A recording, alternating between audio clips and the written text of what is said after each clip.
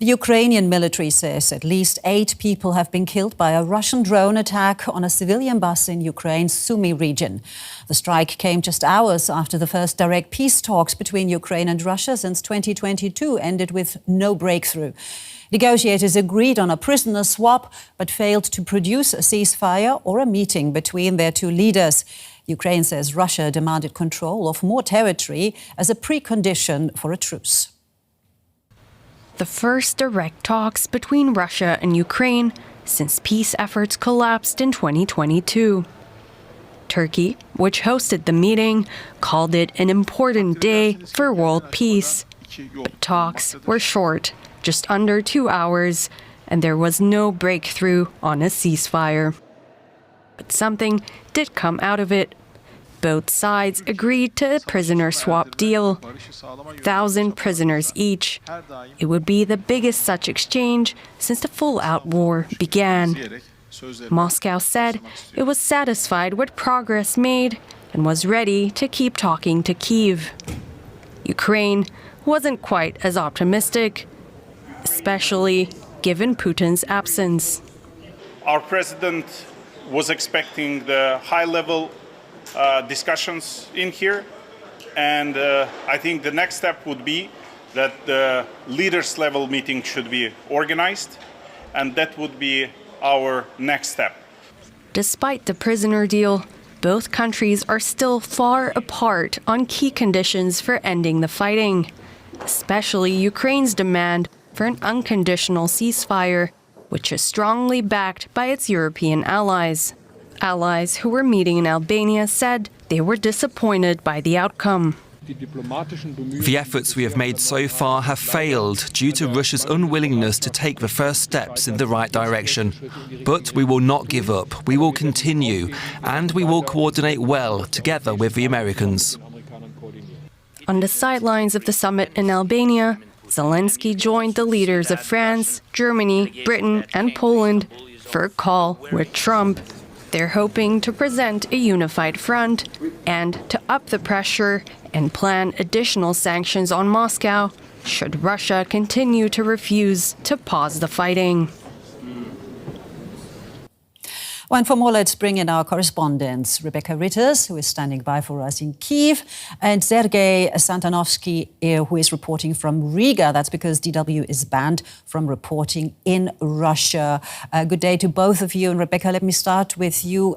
Can we first talk about this attack on a civilian bus in the Ukraine region of Sumy? What more can you tell us about that?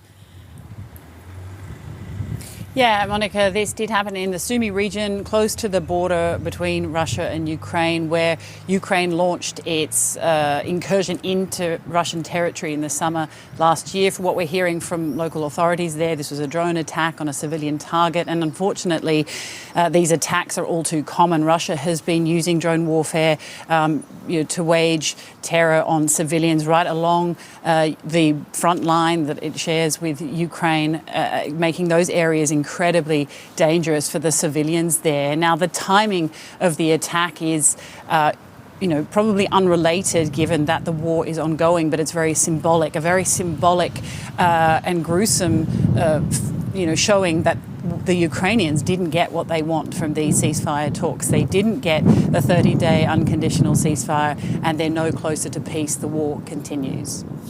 Sergei, any comments from the Russian side about those attacks?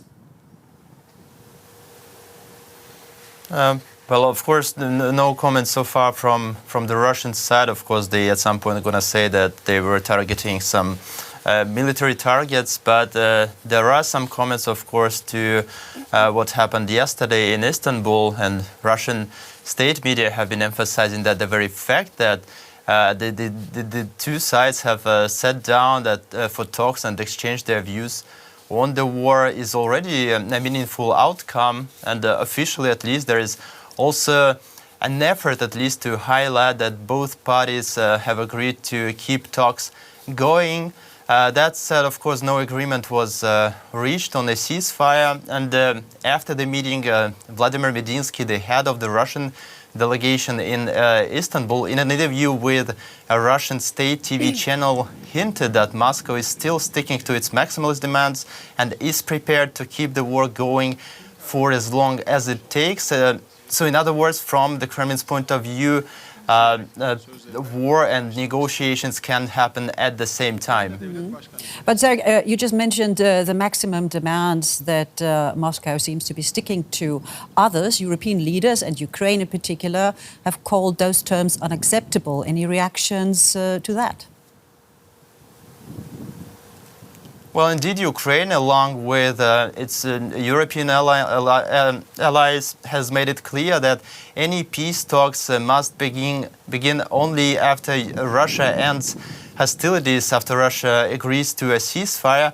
But Russia's made it also clear that it's not on board with that. The Kremlin believes that Ukraine would use this break simply to rearm. So the key question now is how the West will respond to this Russia's position and whether it will follow through with the sanctions it had threatened if the Kremlin refused the ceasefire. But overall, Russia's position seems to be that another round of sanctions won't make much of a difference, and that it has no intention of reacting to what the Kremlin sees as ultimatums from Europe. And Rebecca, just very briefly, final question there. You already mentioned the attacks there followed that meeting in Istanbul. They agreed on a prisoner swap. How do Ukrainians see this going forward? Well, of course, the prisoner swap was the one positive thing to come out of the talks. They do happen regularly, but if it goes ahead, it would be the biggest that we've seen in this since the full-scale invasion began. And of course, that is one positive. The other thing that the Ukrainians were trying to perhaps highlight from these talks is that Putin is just trying to buy time. And in that sense, I think they have succeeded largely, but they certainly didn't come out as the winners from yesterday's talks. Okay. DW's Rebecca Ritters and Sergei Santanovskii there. Thank you to both of you.